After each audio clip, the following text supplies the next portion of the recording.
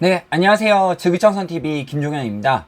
네, 저희가 오늘 준비한 시간은요, 저희가 컨설팅 문의라든가 아니면 교육평가 문의를 듣다 보면 처음 시작하셨던 분이나 아니면 지금 내가 이 사회복지사로 이제 근무를 시작해서 어떤 거를 어떻게 해야 될지 모르겠다, 이 흐름을 못 잡고 계신 분들이 많으시거든요.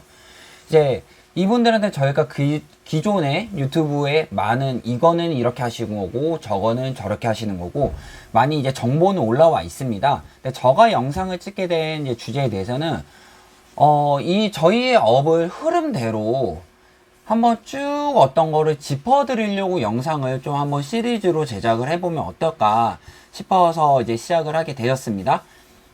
우선은 저희가 하는 거는 뭐죠? 네, 방문 요양에 관해서 저희가 업을 하고 있고요. 저희가 방문 요양 업무를 진행을 하려 그러면 저희가 수급자가 있어야 되잖아요. 그럼 수급자, 저희가 표현할 때 이제 요양 등급이 있으신 분, 어느 분들은 뭐 환자분들, 어떤 분들이라고 표현하시면은 일단 기본적으로 저희는 수급자라는 명칭을 공단에서도 쓰고 있고 저희도 하고 있기 때문에 저도 수급자라고 명칭을 하겠습니다. 네.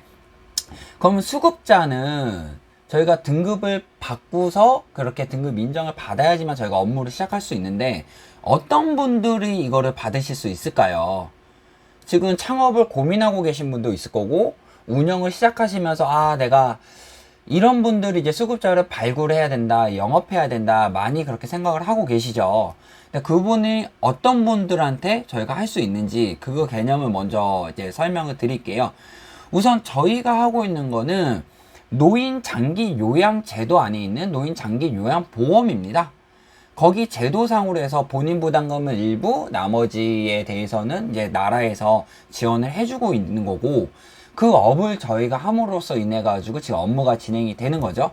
여러 번 반복적으로 말씀드려서 네 그렇게 하지만 우선 이거 그대로 한번 보겠습니다. 노인이에요.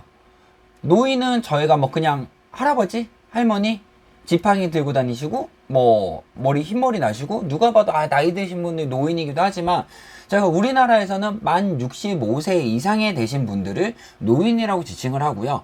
이게 장기라는 거는 수술 후 3개월 이후 아니면 일상생활에 좀 불편해지신지 6개월 그 증상이 있으신지 6개월 이상 되신 분들이에요. 그럼 요양이란 건 뭐죠? 몸 보호하고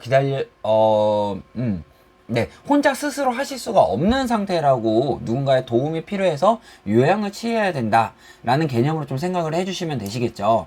물론 예외적으로 노인성 질병, 파킨슨, 알츠하이머, 뭐 치매 여러 가지에 관해서 노인성 질환을 갖고 계신 분들은 이제 또 등급 인정 신청을 들어갈 수 있는 그 대상자가 되십니다.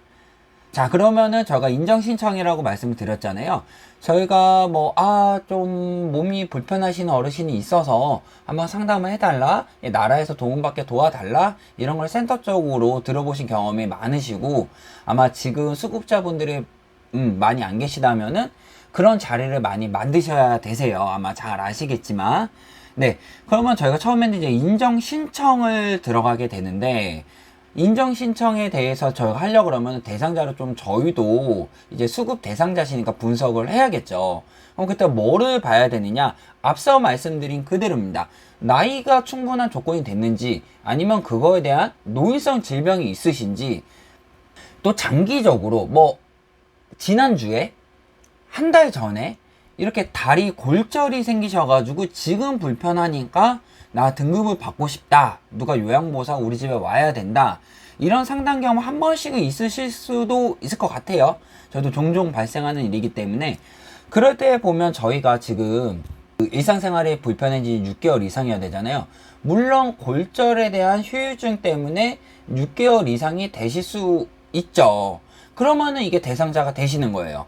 아니면 저희가 폐암이 걸렸다, 대장암이 있으셔가지고 장절제 수술까지도 하셨다. 근데 그 후에 뭔가를 절제하는 수술하고 큰 수술을 외과 쪽으로 하신 후에도 거동을 자유롭게 하실 수 있는 확률적으로 있습니다. 근데 그분이 그 수술 후에 잘 회복하셨고 건강과 찾으셔서 일상생활에 불편함이 없으시다면 저희가 모실 수 있는 어르신의 대상이 안 되겠죠. 이제 그래서 우선은 우리가 하는 업은 무조건 1번은 저희가 수급자가 있어야지 저희가 업무를 볼 수가 있습니다. 그럼 그 수급자는 어떤 누군가가 이렇게 수급자로 될 수가 있는 거에 대해서 저와 간략하게 빠르게 한번 짚고 넘어갔고요.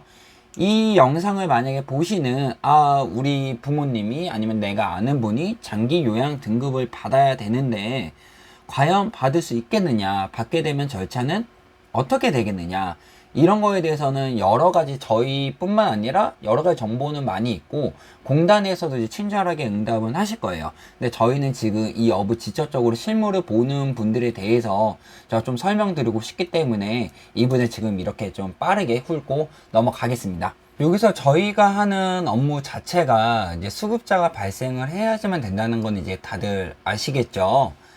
그러면은 저희가 이제 수급자가 발생을 했습니다. 저희가 모실 어르신이 생겼다라는 얘기인데, 그럼 여기서 그 다음에는 뭐를 해야 될까요? 첫 번째는 수급자를 파악하셔야 됩니다.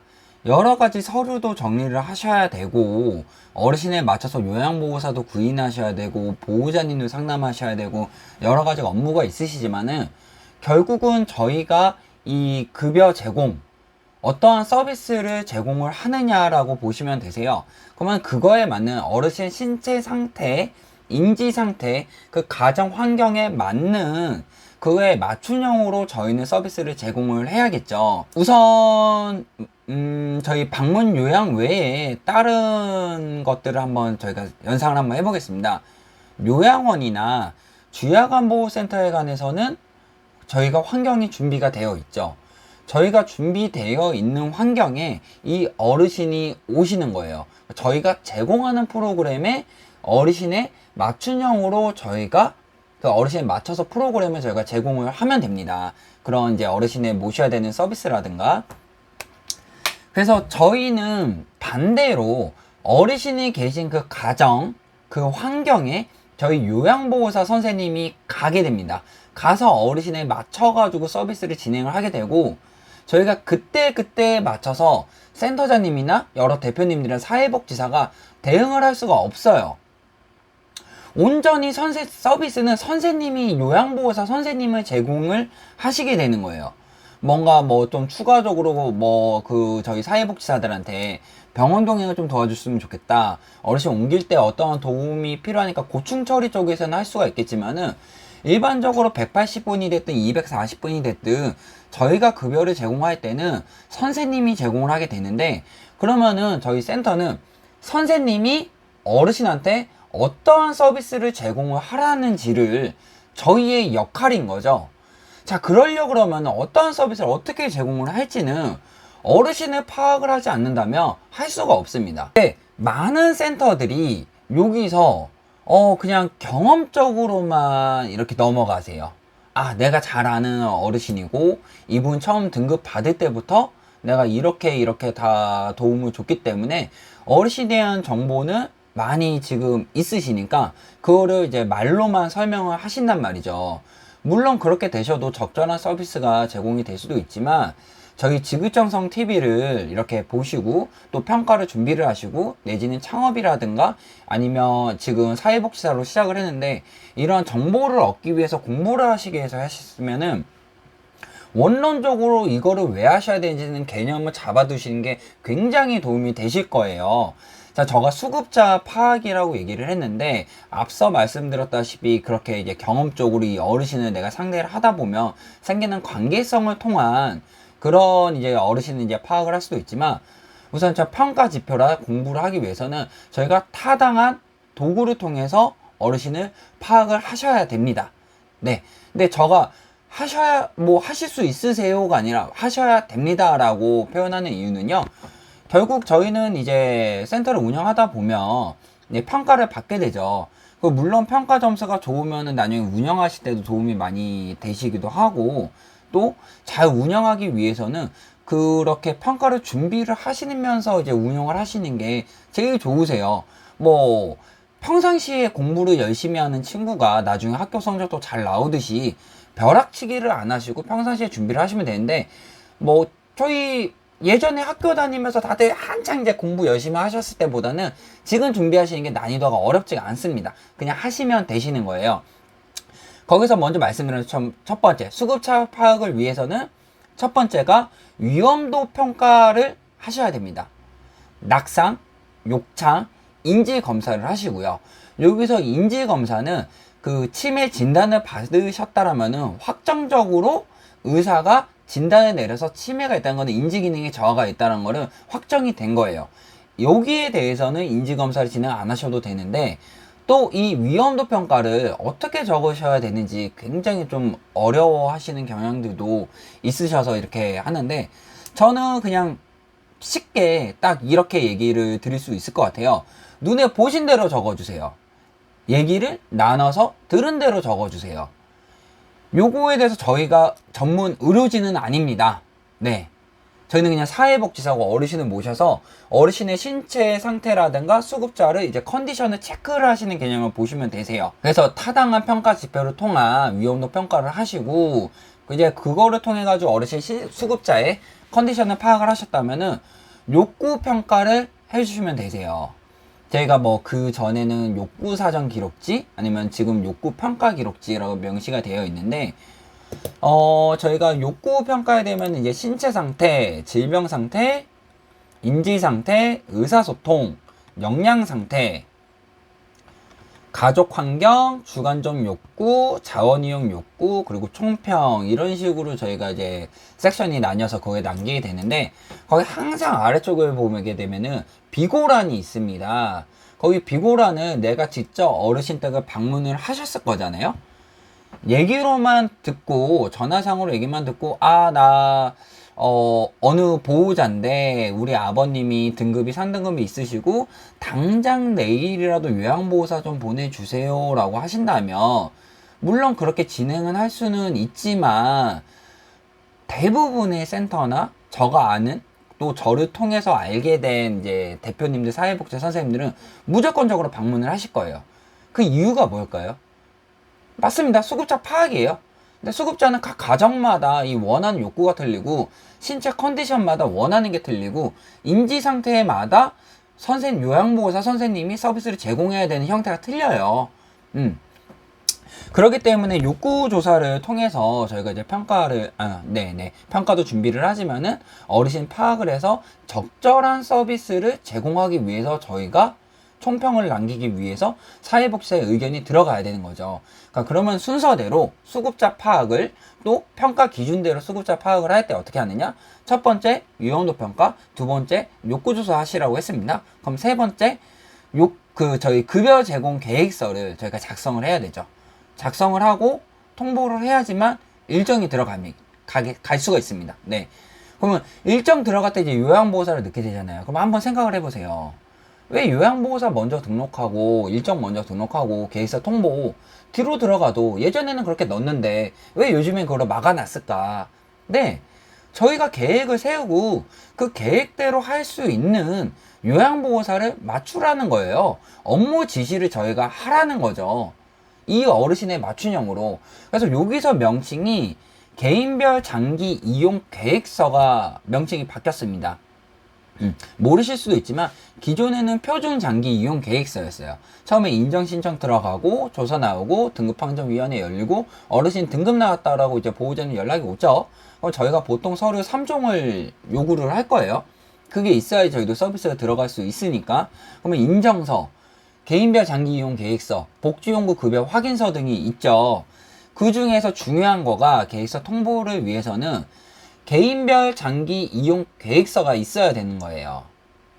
네, 그 제가 명칭도 바뀌었다라고 말씀을 드렸지만은 기존에는 1등급은 이렇게, 2등급은 이렇게, 3등급은 이렇게 해서 표준적으로 장기 이용 계획서를 공단에서 했다라면은 지금은 개인별로 바뀌었다라는 거죠.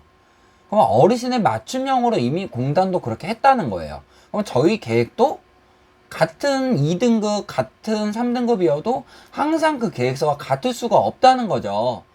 같은 2등급이어도 좀 걸으실 수 있는 분도 계시고, 걷기에 굉장히 어려움이 있는 분도 있고, 심지어 침상에서 몸을 일으키는 거에도 굉장한 노력이 필요하신 분들도 있으세요. 어느 누군가는 같은 2등급이어도 내가 어찌어찌 화장실까지는 가시는 분들이 실제로 계시니까요. 그럼 그분들에 맞춰서 수급자 파악을 해서 그분들에 맞춰서 이용 계획서를 하셔야 됩니다. 네, 그래서 제가 오늘 영상 찍는 거를 한번 지금 정리를 해드리면은요, 우리 이런 방문 요양센터가 운영을 하고 내가 업무를 보려 그러면 수급자는 있어야지 저희가 가능한 거고, 그럼 그 수급자는 어떤 분들이 우리의 수급자가 되실 수 있는 대상자들이 있냐. 그래서 그거를 파악하기 위해서는 노인 장기 요양 제도란 거를 한번 그 문구만 한번 따로따로 떼서 생각을 해보시게끔 제가 말씀을 드렸고요. 그 다음에 여러 가지 서류를 준비를 하고 앞으로 운영할 때는 저희가 저희 쪽으로 컨설팅을 진행하시게 되면 파일은 이런 순서로 정리를 해주세요 라고 해서 이제 매뉴얼도 제공을 해드리고 하지만, 그게 아니어도 일단은 어르신을 정확하게 어르신별로 파악을 하셔라. 이게 가장 중요합니다. 수급자를 파악을 하셔야 그거에 맞춰서 요양보호사가 나오고요.